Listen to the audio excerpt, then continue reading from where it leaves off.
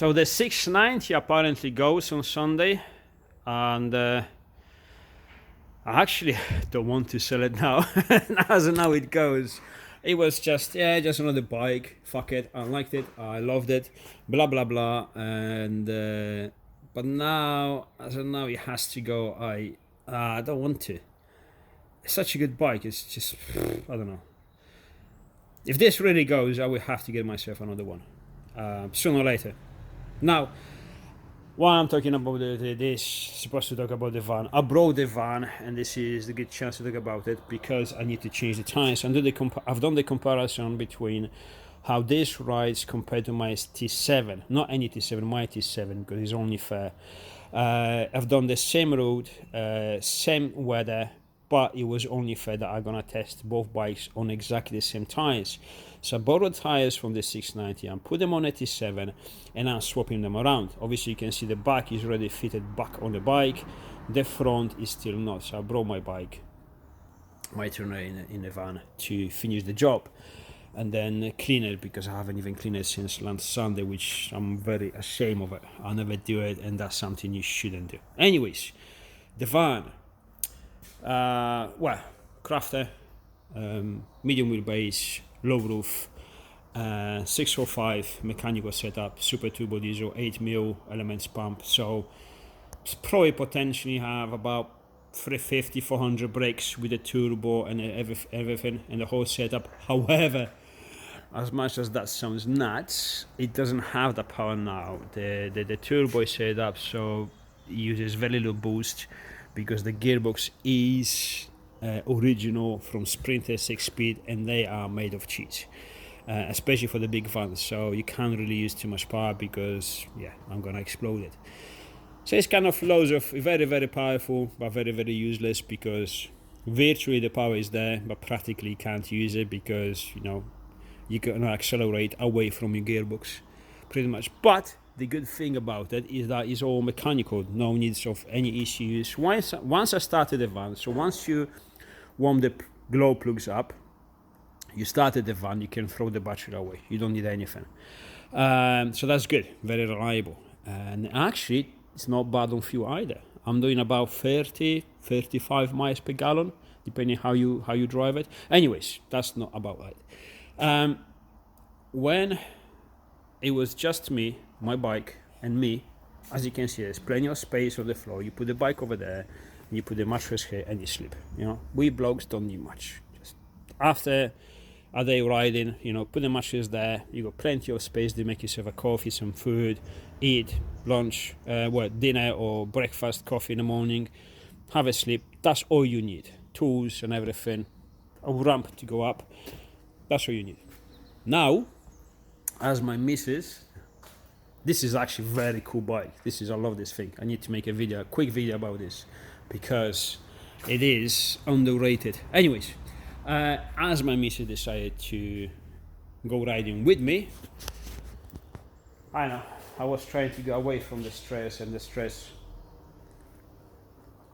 is getting her license. So, jokes. Let me clarify this, because some people will say, fuck it, leave your missus home, blah blah blah. You want to get away from that shit, you want to be alone, you want to ride on your own and just go away from all of that. I get that. And most times this is actually true, and I've seen this. However, now I don't want to sound like I don't even know how. I don't know how to describe it. But I think that I work hard in my life, blah blah. I'm not complaining. Moaning, but not complaining. However, I think that I've been very lucky to find a partner that shares same or similar passions to me. And I actually enjoy going out riding with my missus, even if I'm going slow, because she's just beginning, so she's pretty shallow riding still. But she's learning very fast, and I like seeing that progress. I really enjoy it. So me taking my missus bike, my missus with me, is actually a pleasure, and I think that's quite a lot. Instead of being in a state of mind that you prefer to stay away from your missus go on your own because you had enough. No, this is actually good, and it's good for both of us. Because again, I know how cool it is to ride motorcycles off-road, and want her to have that piece of that joy, because yeah, it's great. Anyways, that out of the mind. Still got out the boys and all the stuff. I still want to do some gnarly stuff, even on 87, so she can't go yet. Anyways, so now we have to fit 2 bikes. We have to be able to sleep in 2, possibly have a shower and a toilet in a medium wheelbase, normal roof van. That seems impossible or very, very difficult. Now, since James, the bastard, I probably hit the lip to tease me. He bought that Sprinter there, the long wheelbase Sprinter, which the moment he come over here, I've seen inside. It's like, apparently the same van, only 1 meter longer. But Jesus, so much difference. You can put the bikes down, have a bed on the top, and so much space. And I was like, okay, the van is for sale. I'm gonna need one of those because it's bigger. 2 people now, 2 bikes only makes sense. However, with all this happening here, blah blah, busy, I said, well, you have to sell the bike, sell the van. Lots of messages, a lot of people tuning up. Before someone actually buys it, it's gonna be time, and I don't have time even to speak with my customers. Since Steve speaks with the customers, I don't want to do it. And then search for the van. You probably find 2 or 3 of them before you actually buy one, because some scammers, because something is wrong with it, whatever. Once the van is here, you have to change the engine because you have to, clearly. Well, it is what it is, you know me, so I'm not gonna lie to myself, like, I'm gonna leave it standard. No chance, not gonna happen. So that requires time and money, and then you have to do all this stuff inside. Now my van doesn't look much because it's rough outside, because I want it to look rough, so no one actually notices, like, wow, it's just a piece of shit, so it doesn't attract any attention. But we have the heater inside, we have the solar, we have the dual charge, and etc. I got lights inside. That's never gonna draw my main batteries. My main battery is charged by the solar as well when the van is parked. Everything is just neatly sorted out. Everything it's rough, but everything has been thought about it and done nicely. And it's been a long time now. The van is absolutely brilliant. Never a single issue, never problems. Always been mega reliable, and it's just, yeah, it's nothing inside, but we got everything that you actually need. So, we're gonna keep this. Well, I will try to keep this and try to squeeze these 2 people, 2 bikes, possibly have a place to shit, have a shower, and eat. It doesn't seem possible in a small van. However, I'll show you quickly. Let's start from inside there. I need to step away because the phone camera is a bit crap, and you have to stay away to see the actual size. Now, once you put swivel seats, the double swivel seats, bench here, that frees quite a lot of space, loads. Now, let's talk about the space first, and then I'll show you the bed. I don't know if you can see it. If I put the phone there, because it's all perspective, probably, maybe, I don't know, quite a lot of space. Now this is okay for 2 of us to have dinner. Yeah, this goes up and down. I've got a table to put on there, and it swivels. That table goes from here to there, to there. Outside lowers, you can use it when you're outside the van. If the weather is nice, you can actually cut on that step on here and use that table. You can probably, what I want to do, I want to put a small kind of like a drawer that goes from the bed underneath, and get one of these gas cookers we use, these portable ones, somewhere there, because that's all you need really to cook a quick meal, and do it there, probably as an option to stay inside when at night or when it's pissing down or whatever. So very kind of basic stuff, but you have everything you need. The bed now, we can sleep in 2. I still have to, so the size of that bed is I was 182. I can't remember, 185 centimeters long. So I'm 175. I can sleep sideways perfectly good. My missus even better. The width of that is a small, two sizes, small and big, small double. But I need to match the mattress now because that's too wide now. So I have to do something about it. But this is the space now. The toilet and the shower. You kind of want to shower in this.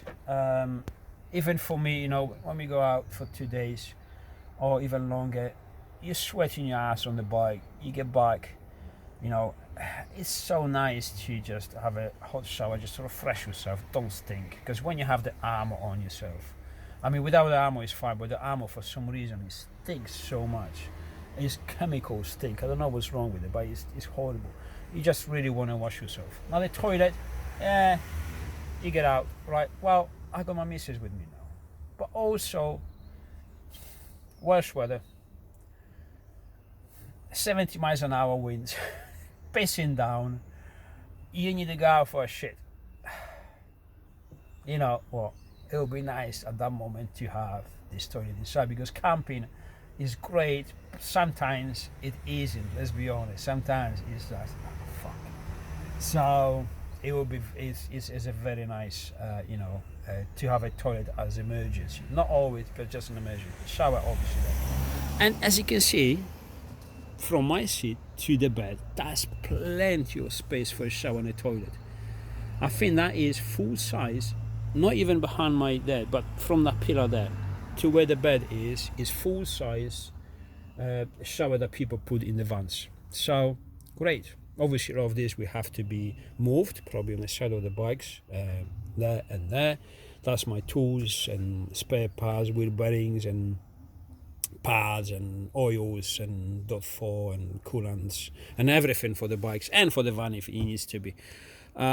This, I'm not trying to be posh with this. This is the mud you are required on the races. This is the oil and fuel absorbing mud. So if the fuel spills on this, it doesn't go into the ground. It has to be kind of environmental friendly. To be honest, all the races I've done, they never checked on me. They never check it. They never do it. But the moment I don't have one, they're gonna check it, and then by the rules they can ban you. They can just not allow you to race or whatever, because when you refuel the bike, you do it quickly. Sometimes you have the spillage, and they have to be careful of not letting riders spill the fuel on the ground. Although I've seen it happen, but that's the rules. Anyways, that's the reason this is here, not me being Porsche or Yamaha lover or anything. I love all the bikes, so I'm not just for Yamaha. I love them all.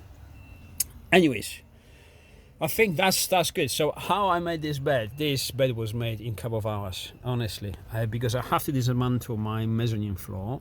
I had some material left. I had some timber, I had some plywood, kind of. This is all cheap, quick, whatever I had left. Actually, I had barely enough screws left to do this. And honestly, it's not even fabrication. I've knocked this down in fuck all time. You still have to match, obviously, the shape of the van. It goes all around there and then and everywhere. But you can see there's just some timber I had left. Some aluminium plates, so nothing moves. Everything is nice and solid. And yeah, that's it. Suspended, with the straps. Heavy-duty straps. Both sides. They go to the pillars, because that is actually frame of the van, not sheet metal. It's just proper frame, so it's very solid. Does it move? No, does it fuck? It's pretty solid. The bikes fit perfectly inside. You see there? It's actually not under pressure. Let's look at it. You see? It's not touching it. Fits perfectly there. You see, I had to remove my tools from my tool bag because it will catch. And my Husky fits there because now these bikes, Yamaha Husky and Husky, so they both fit pretty much in the same way. Although T7 is much bigger, but not having the fuel tank there, it fits perfectly. I cannot fit a standard T7, clearly, like I said, because of the fuel tank, but who cares? I don't have a standard T7, I have this one. I need to fit this one, my missus' bike, or my Husky. So it fits great. The only problem is when you load the bike and you go forward, you push the bike or you ride the bike in for the front wheel clamp or guide, whatever it's called, it's fine. But when you do it in reverse, thinking about it, how the fuck are you gonna pull the bike in? Because you pull it, You're not pushing it or pushing it. If you're pushing it, where you push it to? From the seat, the fuel tanks, not enough grip. Usually push it from the handlebars. But handlebars actually now are there. Well, if you have to pull it, how do you pull it? You can't pull it from the side of the handlebars because you're just going to steer instead of pull it up the ramp. If you grab it from the center, then you're not going to steer it. And the van is so tall, obviously it's down the slope, the van, so you don't see it, but usually it's much, much taller from the ground. It's just not happening. I've done it with my Husky, and I've barely done it, and it's a pain in the ass. So T7, it was a no-go. So what I did, I put a small helper, a winch, 180 quid probably, synthetic rope, so it's not gonna catch, it's not gonna ruin anything on the rope. This is very smooth. You put on an axle here. I got a couple of bolts here, like long ones. You put an axle, this down here, and it pulls the bike inside very, very quickly. I have my the switch over there, pull and the release for the winch in and out over there. And yeah, very simple, very posh. Of course, I'm relying on this. If something happens to this, yeah, I'm in troubles. I'm in troubles or not because I've made like a hand winch, like a multiplying winch for the, I don't know how you call it, on the rope, so you can do it myself. It's gonna take a long time, but I'm actually able to do it for myself, just as a contingency plan. But besides that, yeah, this is what it is, very simple. Now on the other side,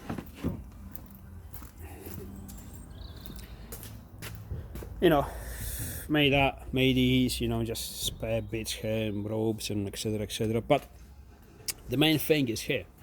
Still plenty of space. I can stand here, no problems. This is another thing. People put straps on the bikes from the forks down, and the bikes are still wobbly left and right because obviously you're pulling against your spring, and it wobbles left and right because, you know, depending on how much you're cornering or whatever. I never was fan of that because, you know, why would you compress those springs? Some people just strap them down. These fucking folks, they go like 3/4 down. It's like, that's not healthy for the suspension. No matter what you're gonna say, it's not bouncing up and down. You put it down there and it stays there for a long time. I don't like it. I like the bike to be able to just sit there, relaxed, no stress, no mechanical stress or any suspension, anything, tires, nothing. So I put my straps sideways, left and right. Just keeps the bike from falling left and right. Just, that's it. That keeps the bike not going forward or back. Obviously there's a door here, so nothing's gonna go back. And left and right, those straps. The bike is able to bounce up and down on the suspensions and everything. Nothing is stressed. It's very relaxed, and space for 2 of them, including straps and everything. So I've been doing this for forever. Always done this, and yeah, it's been absolutely fantastic. And because the straps are not anchored down there, the small triangular, but completely sideways, this is as strong as you can get. You can probably put the van on its side and the bike will still be in exactly the same position. So that's good. Anyways, as the van, I think, well, it could be useful for someone, you know, so even a small van, small-ish van, could be done in a way that is pretty alright. So, hope you like it. See you soon.